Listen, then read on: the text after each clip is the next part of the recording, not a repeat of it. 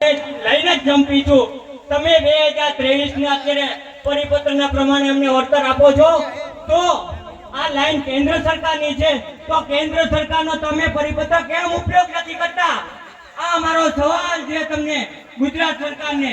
તો અહીંયા કને ગુજરાત સરકારનો પરિપત્ર કેમ આગળ જાહેર કરો છો?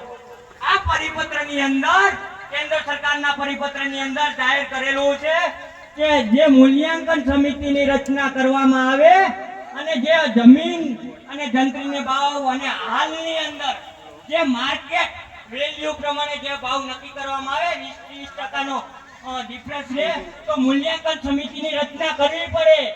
આપણે કોણ ગામના ખેડૂતો કલેક્ટરશ્રીને સવાલ કરેલો હતો કે તમે મૂલ્યાંકન સમિતિ કઈ રીતે રચના કરવામાં આવી છે, કે હજી સુધી કલેક્ટરશ્રી મૂલ્યાંકન સમિતિનો જવાબ નથી આપી શક્યા. કોણ કોણ સભ્ય છે એમાં મૂલ્યાંકન સમિતિની અંદર આપણે ઘણી બધી વાર ચર્ચા કરી દીધી છે કે 2 સભ્યો ખેડૂતના હોય અને 2 કંપનીના હોય, પણ હજી સુધી જવાબ નથી આપી શક્યા.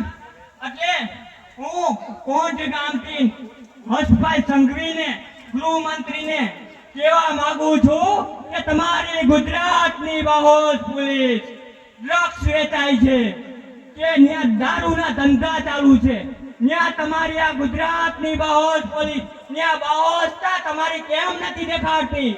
અને જે બાપ હોય ને એ બાપ જ રે.